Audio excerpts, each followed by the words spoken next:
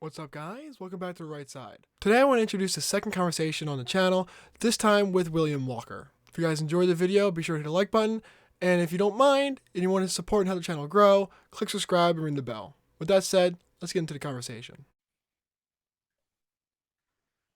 All right, Billy, why don't you tell the audience a little bit about what you are? Well, my name's Billy. I'm the chairman of the Temple College Republicans. I'm the vice chair of the Pennsylvania Federation of College Republicans, and I'm a board member of the Northeast Regional College Republicans as a credentialer.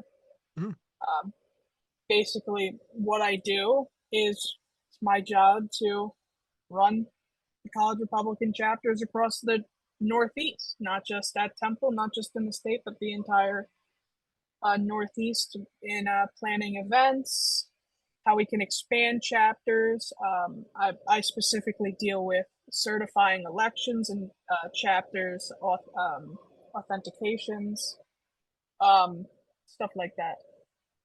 Nice. And do you are doing any like recent stuff or anything recent developments? Well, the job can involve doing multiple things. I mean, as of right now, we're looking at ways how we can get college kids engaged in the election.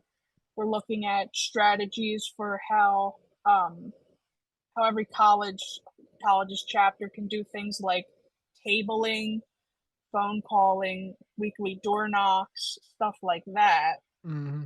as well as some personal things of the job. A lot of time going around, doing my own campaigning, doing my own events, or joining others in events. I do a lot with people like Dave McCormick, a lot of roundtable discussions. Um, you know, it is important to show up for events as part of the job. I mean, it's my Hmm. job basically to make connections to get not just myself, but the college Republicans in as many doors and avenues as we can, That's right. especially in an election year like this. Hmm. And I remember we were talking a little bit off camera about, an initiative of the state college Republicans and getting like material out, getting the campaign in touch with these local, these smaller clubs at these colleges. Yeah, well, right now we're actually planning on working with Scott Pressler Mm. statewide. Um, I just made the slides for the meeting right before this actually. Um, we're talking about, you know, basically having teaching the chapter heads how to do events. Hmm. Um, and then, you know, uh, we have to get people engaged. We have to get swamp the vote. So doing weekly tabling to get not only tabling on our campuses to expand our memberships, but doing weekly tabling at like local gun shows in the area, stuff like that. Sure. And it's not just about registering voters. It's about making sure they vote and vote by mail if they can. Remember, early voting is how the Democrats won in 2020. It's something we have to adapt to as Republicans. We Hmm. got killed in 2020 and 2022. If Yeah. we want to survive in 24, we have to play the same game.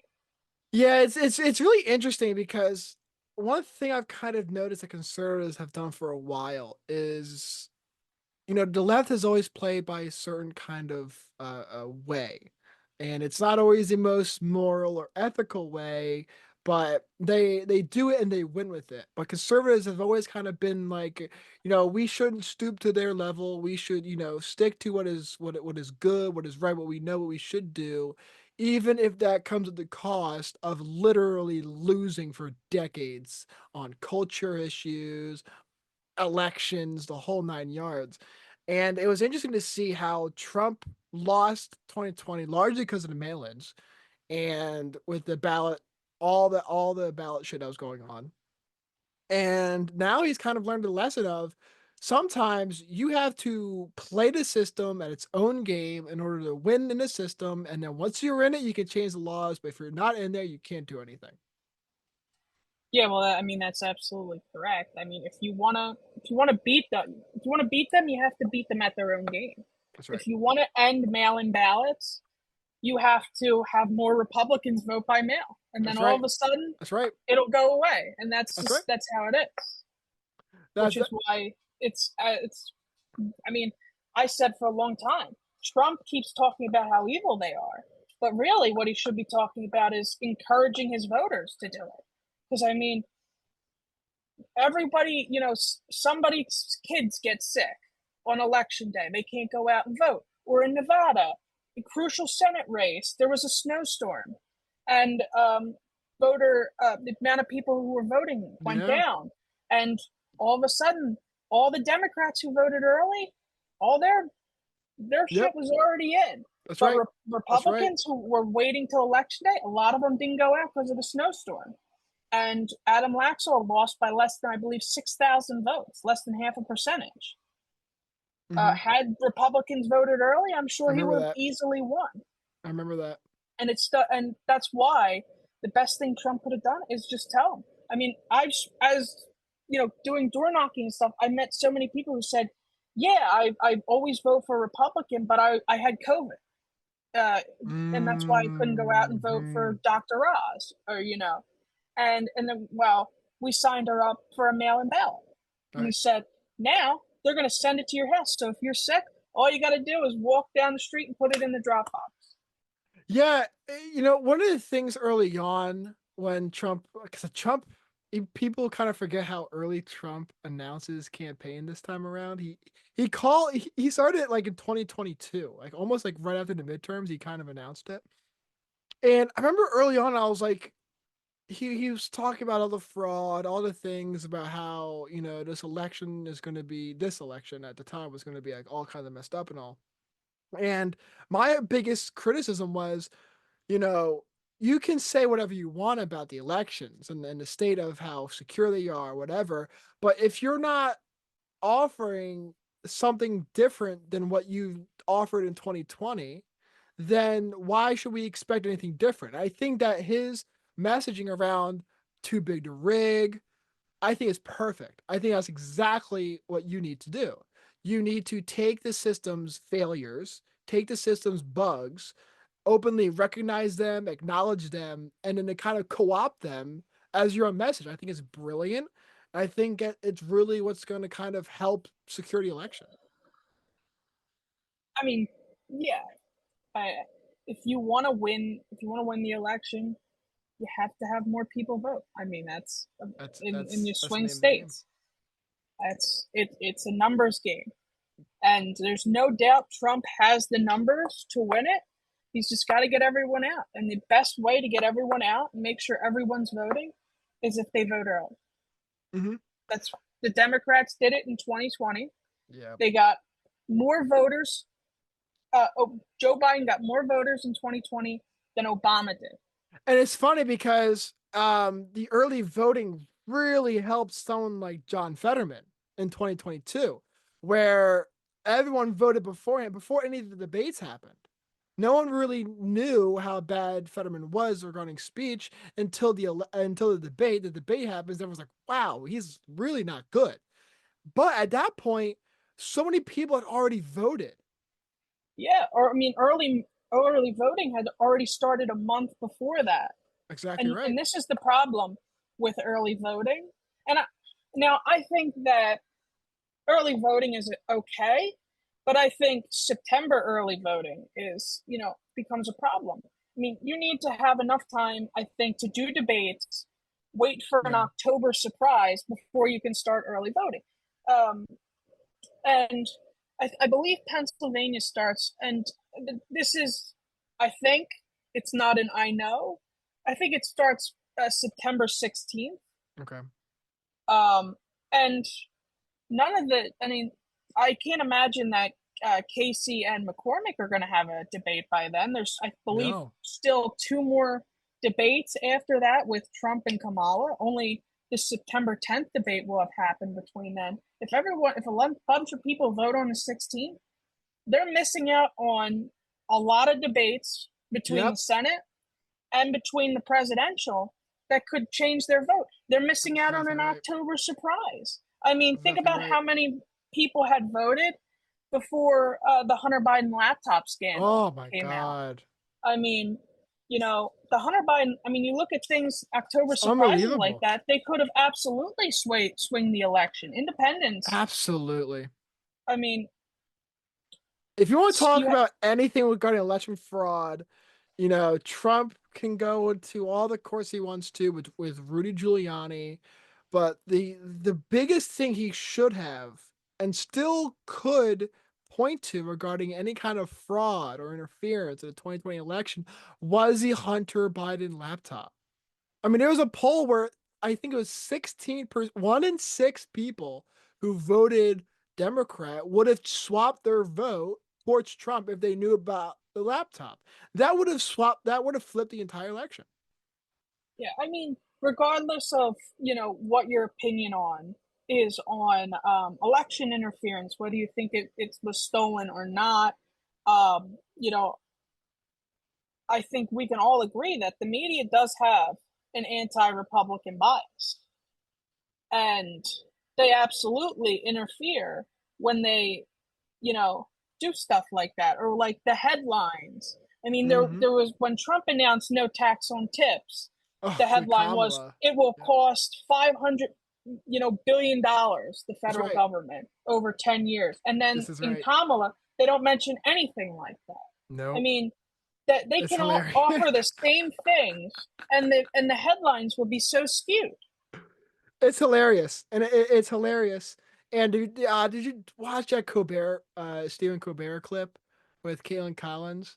And he's Yes, talking to her, and he goes, they didn't know why he goes, everyone was laughing. he goes, I know you guys are, unbiased, not a center, and his own audience, the SEALs in the audience just start clapping or they start laughing They learned because they laughing. know it's true. They know he's like, And oh, this is a joke, right? This is like a funny thing. And then Caitlin Collins is like, what? Is this a setup right now? And Colbert was like, I did not expect that to happen. and this is people who are the farthest on the left pendulum. I mean, These are these the are clapping people. seals. Yeah, I mean, these are the people who took time out of their day to, or potentially flew cross country to be Mm, in Stephen Colbert's yeah, audience, not just yeah. regular people. These are they're as left as they come, and even they know CNN is a joke. And I No, think you can yeah, even segue that.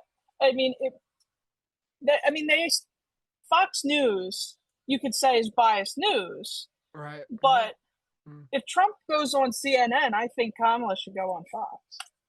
Oh I yeah, mean, if I mean, even leftists know that CNN is biased, why shouldn't? I mean, I think it's common courtesy. If is willing to go on that side, the other one should go on the wouldn't Republican yeah, station. wouldn't we all love that? But I do think that to give props to CNN with anything, their Jake Tapper and Dana Bash in the Biden Trump debate, I thought was spectacular. Well, I that's was because they weren't allowed to fact check. If they could, that you'd probably have a different opinion. I mean, they literally weren't allowed to interfere. That's why it was spectacular. If they probably had to bite their tongue the entire time. But I guess props to them for staying professional. Yeah, I was thoroughly impressed. I was thoroughly impressed. I gotta say, I was very impressed with CNN. But I remember hearing someone talk about the mainstream media networks. I kind of I'm interested to hear your thoughts on this statement. They said CNN and MSNBC is what they want you to think, and Fox News is what you're allowed to think in terms of the Overton window. I thought that was a very poignant kind of idea because I think in some cases it's true. Well, I'm not a fan of all three. I don't like any of them. So Well, I guess if you did, you'd be 60 years older than you are now. yeah. Uh, I watch News Nation. I like the unbiased news. I just had a video come out recently about the media. And I think I praise Newsmax, News Nation. I mean, Valuetainment's great. Valuetainment's really good. Um, it's just about the decentralization of the media. And the funniest thing is that they're going to the CNN, MSNBC, ABC, CBS.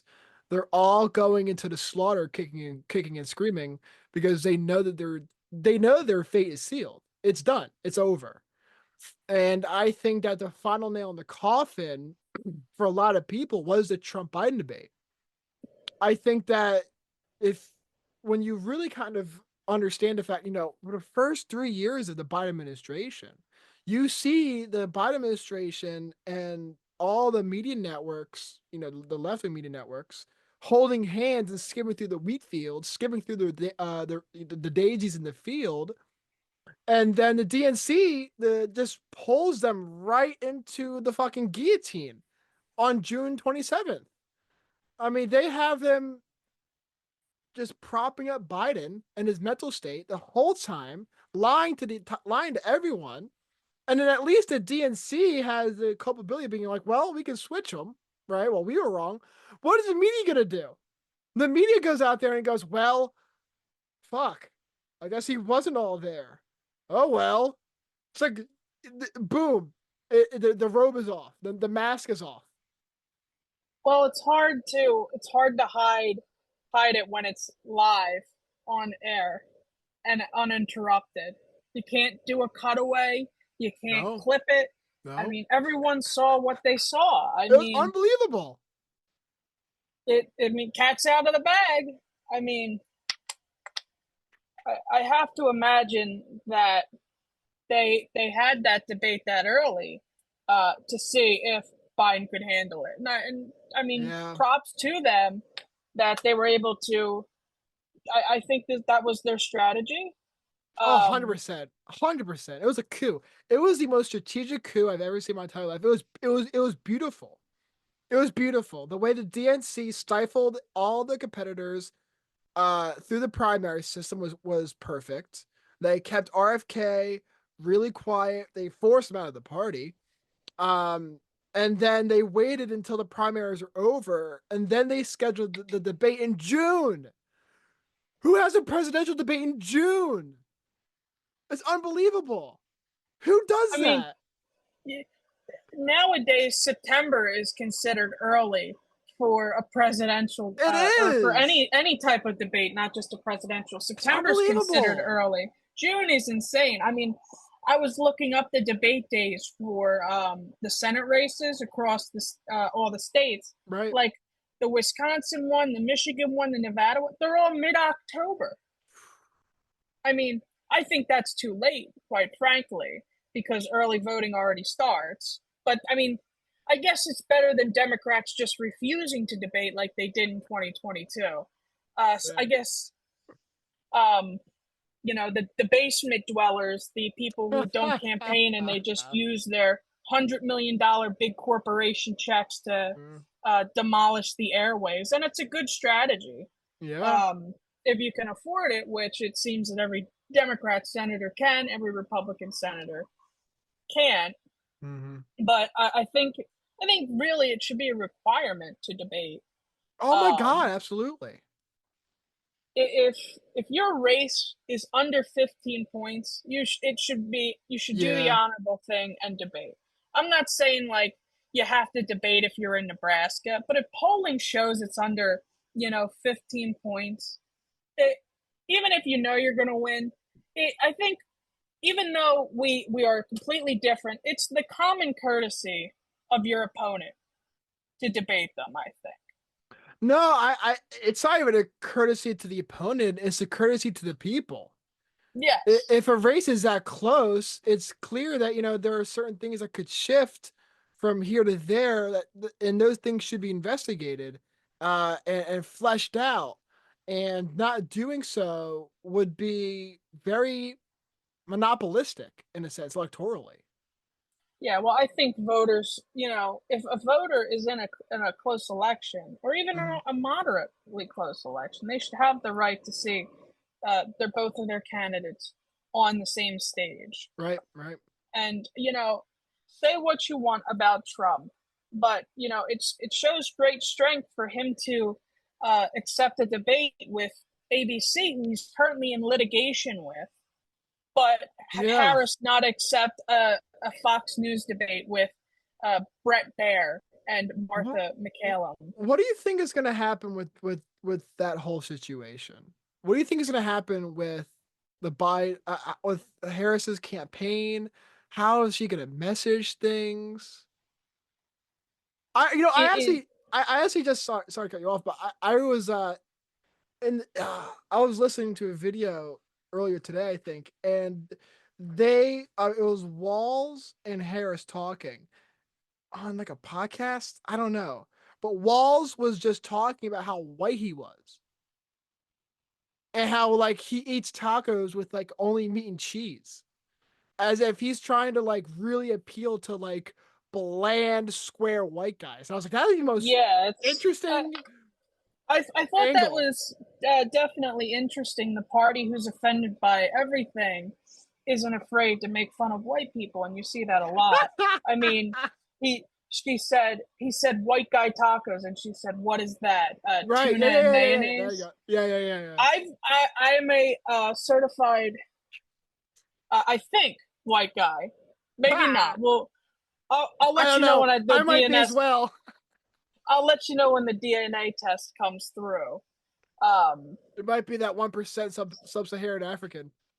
but I won't confirm nor deny if I'm white or not. But I've never had a tuna and mayonnaise taco, nor Oof. have I ever thought about it. Um, but it I think they're trying to come off as like normal people, but it's not. It doesn't do it.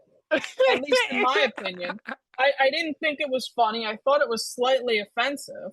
Yeah. I I, t- mean, is the joke supposed to be white people don't season their food?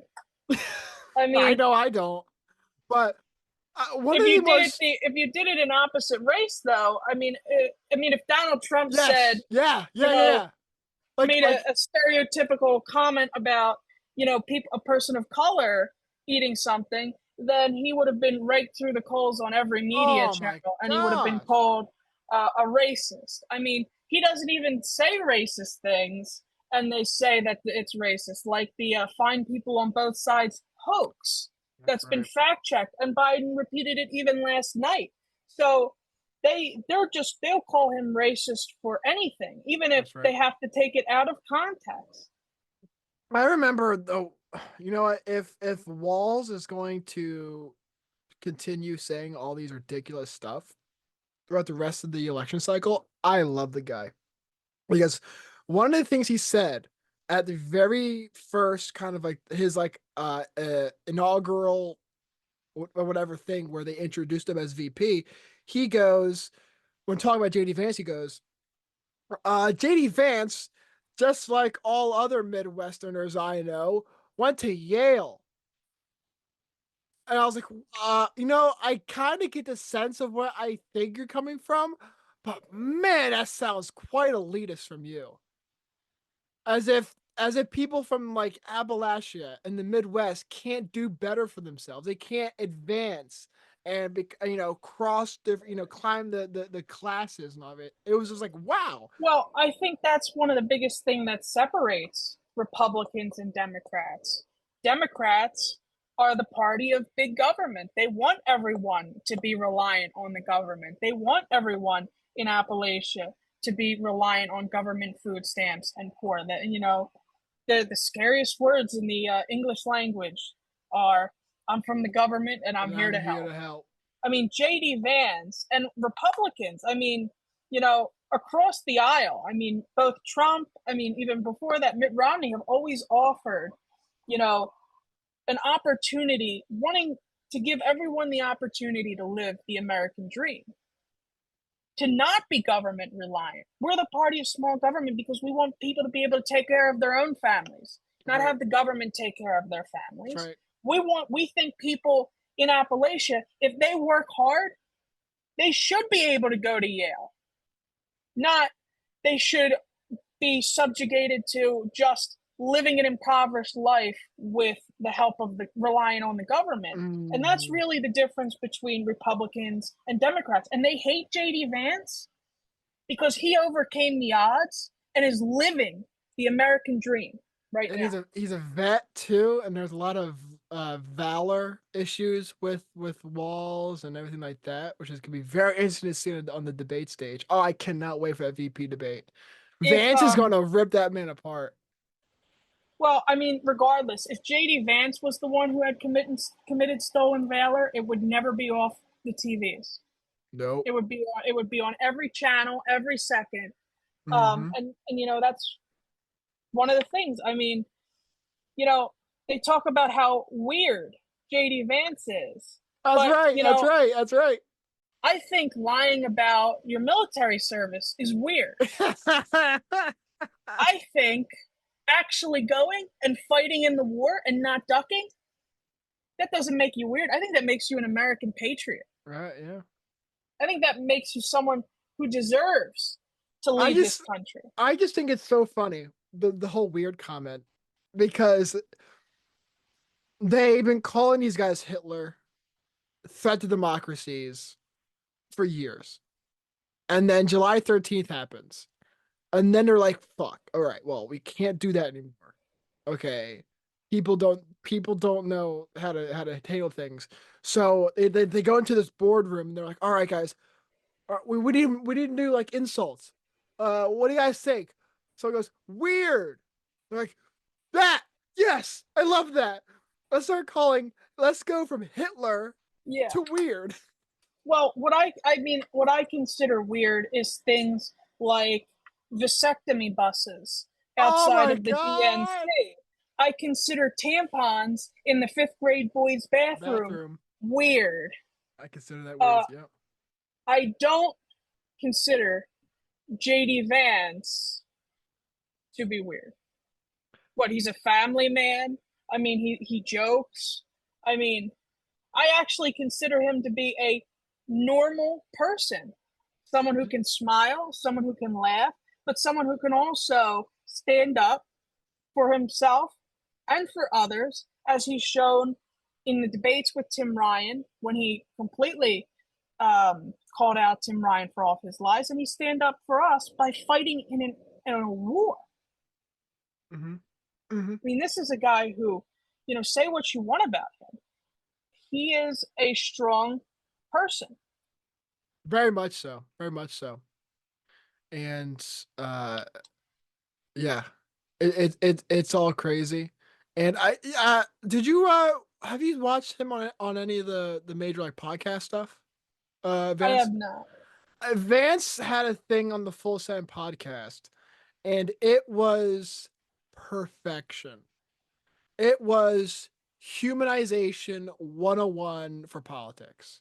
I mean, the guy said like shit like he talked like a regular person that you would talk to at like a bar.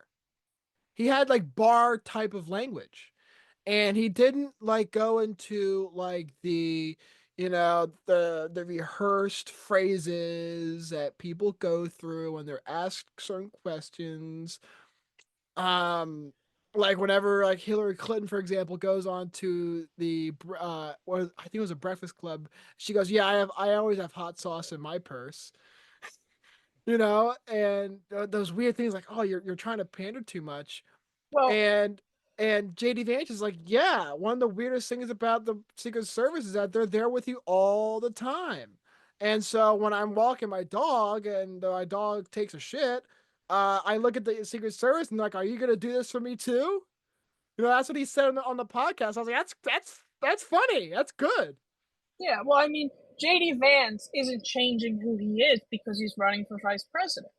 JD Vance is a normal person. I mean, that's really what it comes down to. And they can call him weird all they want, but he's a normal person. Well, Kamala Harris and Tim Walz, I don't, nothing that they do feels normal to me. I mean, you see these videos of them with the tacos. That's not a normal thing. And I mean, you could feel the scriptedness really Oh my oozing from the God. video. And then I believe yesterday or the day before, they went into, I think, like a store and they bought Doritos. But then they got caught with both of them going to give both Doug and Tim Walz going to give her the Doritos.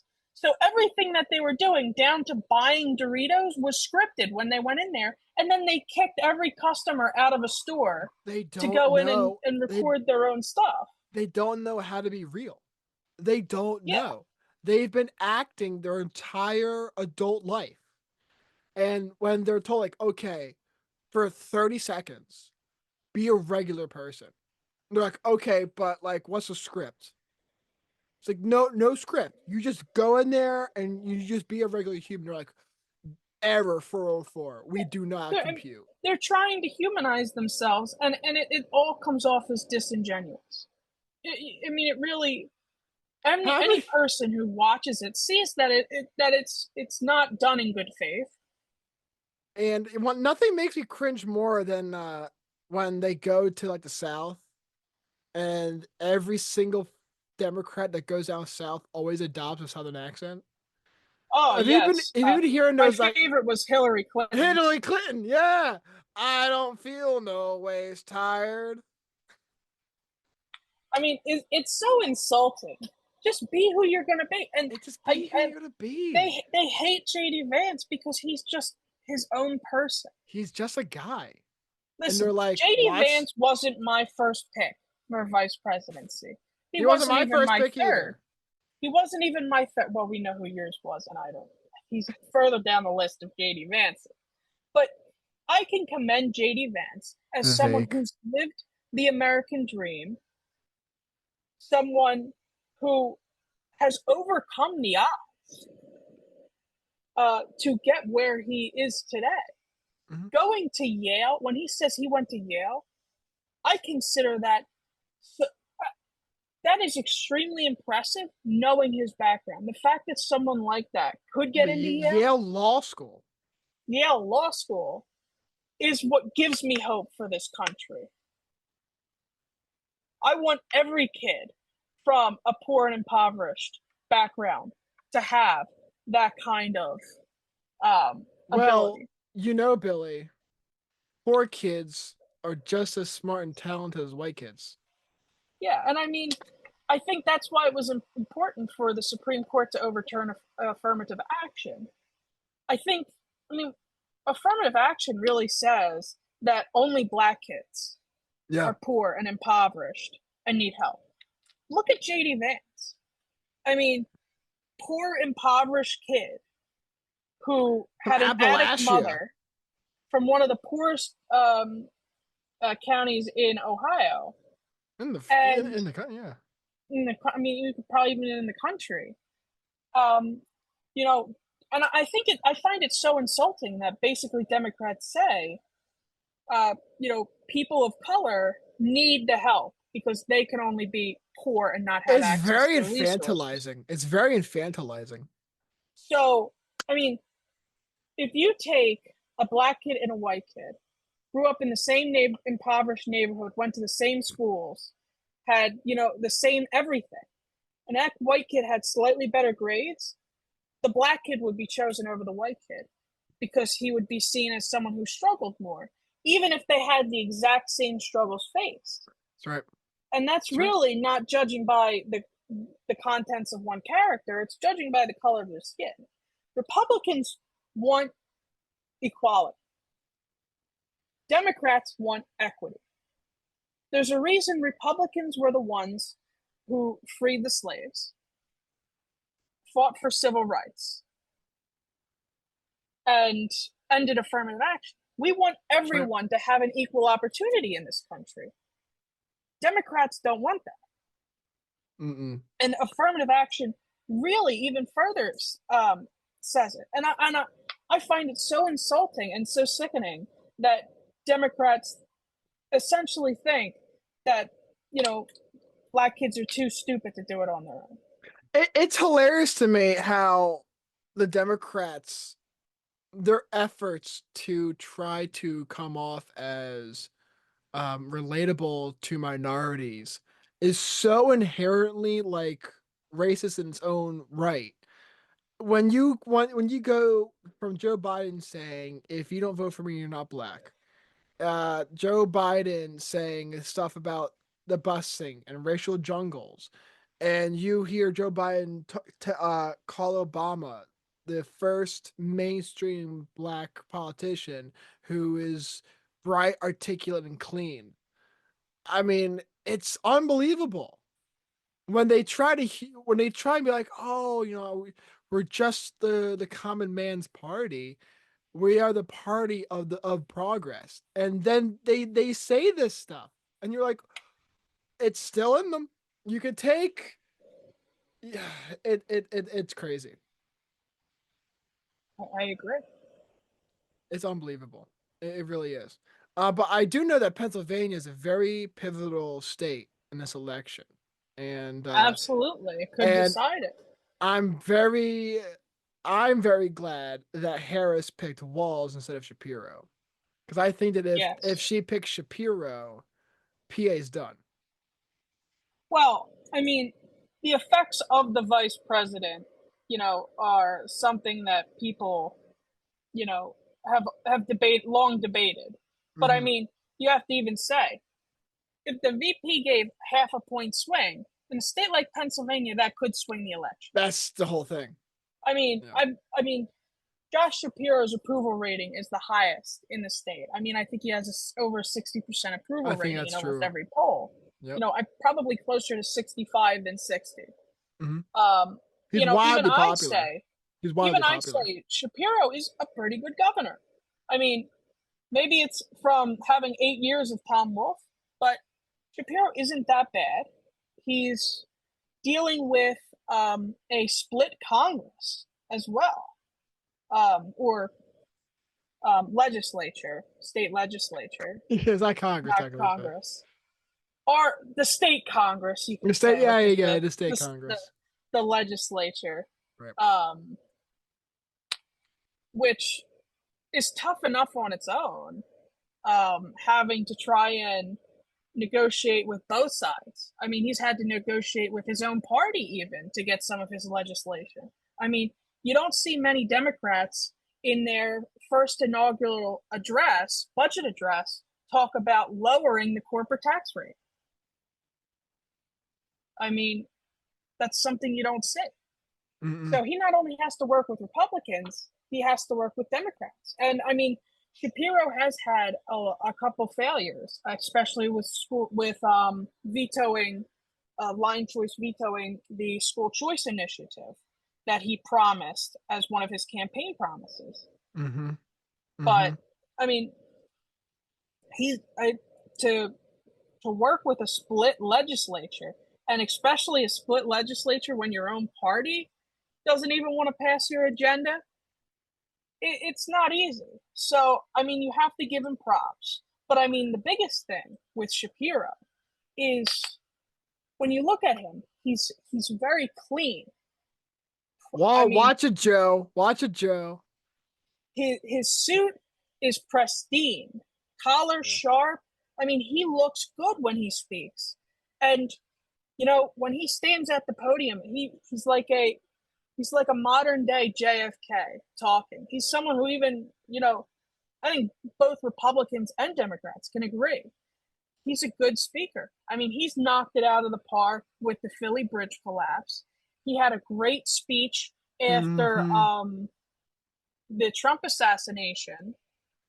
I mean, he has been probably one of the best governors in the country, and I mean, He's a I can great admit that governor as for optics.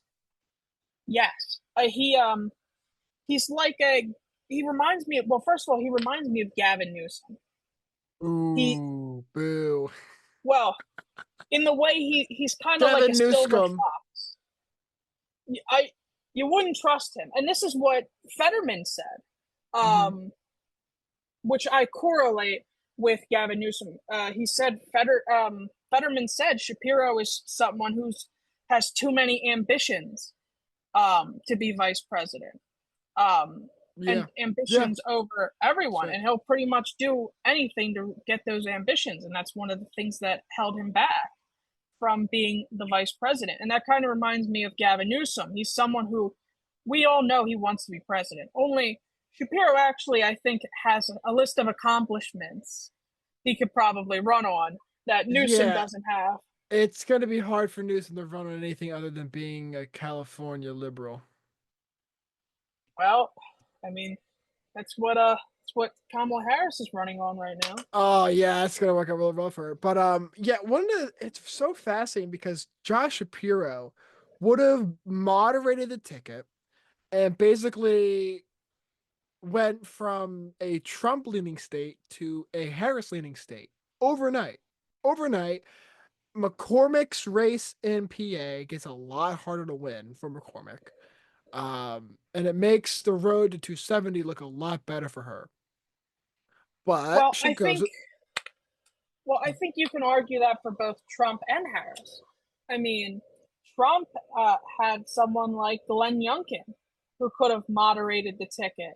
hmm, Was you know, Trump is only down 3 points in Virginia right now. I mean, it is a close race. Not that now, personally, I wouldn't go after Virginia because it's just not necessary. It's hmm, not one of those states you need. But Glenn Youngkin is someone who does very well with women, who won a state that he probably shouldn't have won. hmm. A very blue state. He's someone who I felt could have moderated the ticket, Thank just God like for Josh Terry Shapiro McAuliffe. could have. But I think both campaigns made a mistake because they both went with the most extreme choice. Trump went No, with a more I right wing 100% populist, agree. I and 100% Kamala agree. Harris went with a farther right or farther left progressive. No, I think that's 100% right. I was really nervous about Harris picking her VP because of the fact that Trump picked Vance. And that's a doubling down on the MAGA thing. That's a doubling down the MAGA ticket. It kind of makes moderating to or appealing to moderate voters a little bit more difficult. And then so when Harris is picking her VP, you're like, oh God, I hope she doesn't pick someone good. Because if she picks someone like Shapiro, man, our job gets a lot harder. It gets a lot harder.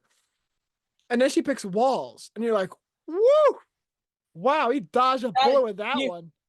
you breathe a sigh of relief. You do. You do. You're like, whoo, all right. We did not have to pay for that one. Because she could have, if she picks Shapiro, she flips PA, she puts the nail in the coffin for McCormick, and the road to 270 looks a lot better. And so, um, because just, but the dirty little secret is, the reason why they don't go with Shapiro is because the progressive wing of the Democrats, they just don't like Jews. They don't like Israel. It's the Ilhan Omar. It was the Cori Bush. It's the Rashida Tlaib. It's that wing of the party that is killing the prospect of someone like Shapiro that is going to allow the Democrats to win long term, win short term in anything. Yeah, well, I mean, as soon as it came out that Shapiro had served in the IDF, I mean, I pretty much knew he wasn't going to be the pick. All the major players, Pelosi, Obama, backed Tim Walz. I mean, Right. Yeah. Shapiro Bernie Sanders did. Yeah, Bernie Sanders. That's how I Shapiro just knew had that's how I knew he was bad. When I read that Sanders endorsement, I was like, all right, this guy is a fucking lunatic. yeah. Anyone who's pretty much Bernie Sanders endorsed is a lunatic, and Bernie Sanders loves to endorse. I mean, he even endorsed in our own mayor's race last year. Mm. So I mean, if he endorses someone, let's hope they don't win. I mean, but they can say that Josh Shapiro being Jewish had nothing to do with him being picked, but I mean, we all know it's not true. No, it's not true. We all know it's not true. And then so they picked. So what's better than the moderate governor of a swing state? The governor of Minnesota. That's who's better. let's far go. left progressive Yeah, let's governor go. of Minnesota, a state she's not at risk of losing. And I mean, I think both of them didn't make the strategical pick, but I mean, really, Walz and JD Vance balanced themselves out. I would vastly disagree. I think that Walls hurts Harris more than Vance hurts Trump. I don't agree. I actually do think Tim Walz approvals are slightly better than JD Vance's, but I think at the end of the day, they're both basically the same pick of the opposite party. I would largely agree with that. I could definitely see that. I think that a lot of Republicans don't give Vance enough credit for what he will be able to do for for the Rust Belt. Being able to kind of relate to those kinds of people. I really think that he'll hit a little. I think he'll Uh, do well.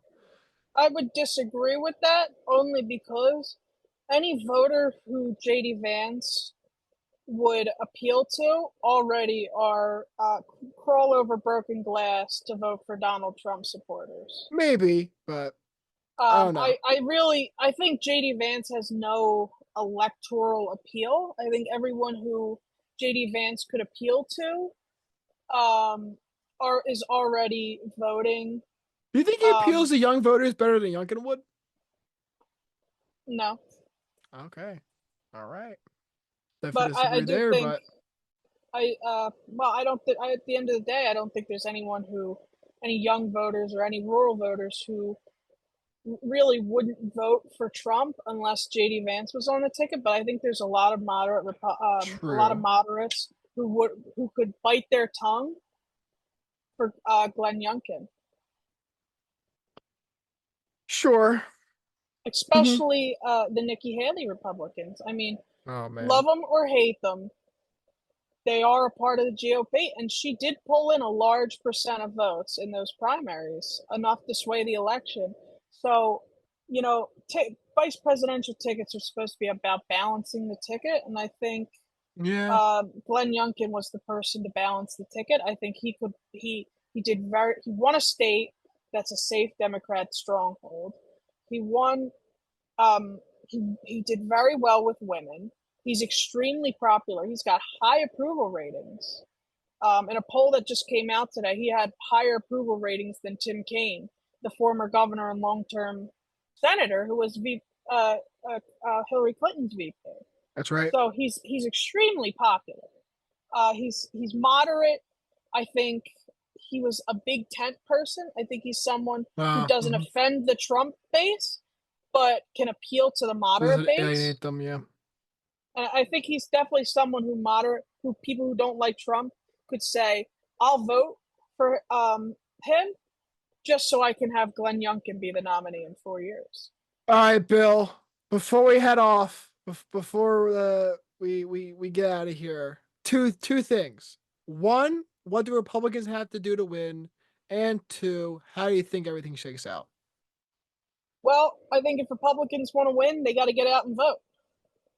Um, that's just how it is. The name of the game is whoever wins the swing states wins. I mean, it, Harris is up in all the polling. But if you look at historically, if you look at 2016 and 2020, she's nowhere near Hillary Clinton or Joe Biden. And those elections were razor thin. Right. So if you apply the polling error of 2016 and 2020, Trump is winning easily right now. But if you want to secure the win, you have to go out and vote. In 2022, Republicans didn't go out, and all those polls that showed Republicans winning,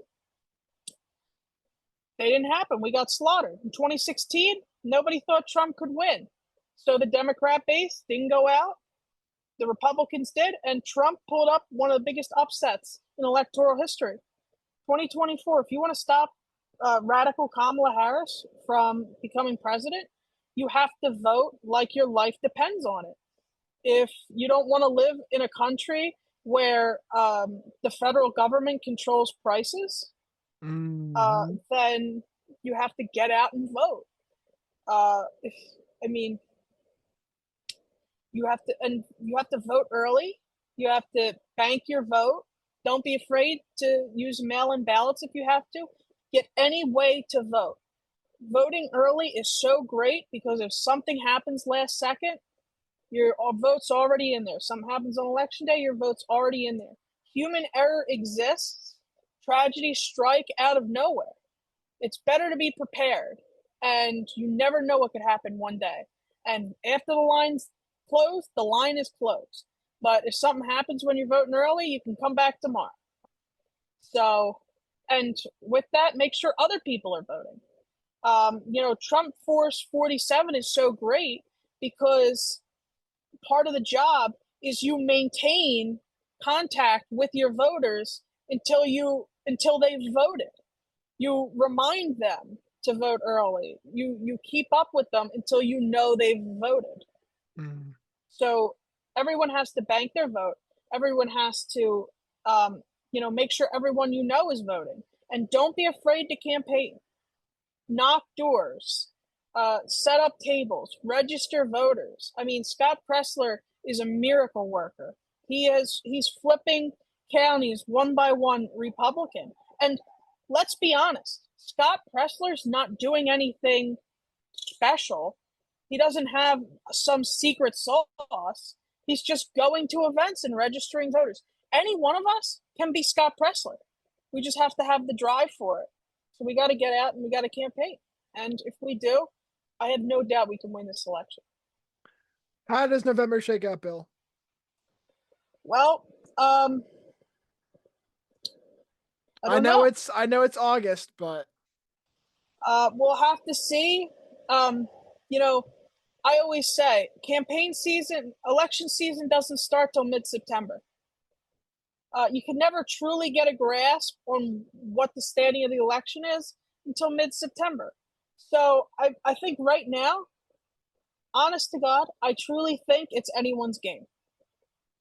I think I could see Kamala winning, and I could see Trump winning.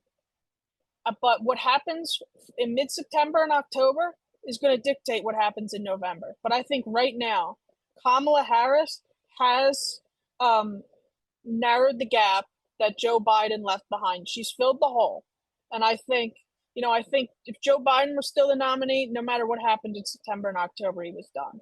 But Kamala Harris, she filled up that hole and made it to where it's anyone's game, which is basically the best case scenario Democrats could have gotten in replacing Joe. So at this point, early voting starts in mid-September. I mean, Senate polls are normally not accurate until October. Watch out for the debates. The debates, a lot of independents are going to make up their mind. And I mean, Christ, Trump could go to prison. I mean, Trump still has sentencing in mid-September. So this is an election where truly anything can happen. But I think right now, the map, I don't think the map favors either one of them. Trump still has to win the Rust Belt, but Kamala is not gaining the traction in Pennsylvania she is in Wisconsin and Michigan. So the states are up for grabs. And the path to 270 is there's a path for both of them. Well, Billy, I appreciate your time. It was a pleasure to have you on the channel. And it's definitely you're definitely someone I had to bring back for another video. I enjoyed our talk, and I look forward to seeing you again real soon. Thank you. Hope you guys enjoyed the video. If you did, be sure to hit the like button. And if you want to help support and help the channel grow, hit subscribe or ring the bell to stay updated with all my uploads. And if you agree or disagree with anything said in the video, be sure to comment down below. I look forward to engaging with you guys in respectful and thoughtful discussions. With that said, I'll see you next video. See ya.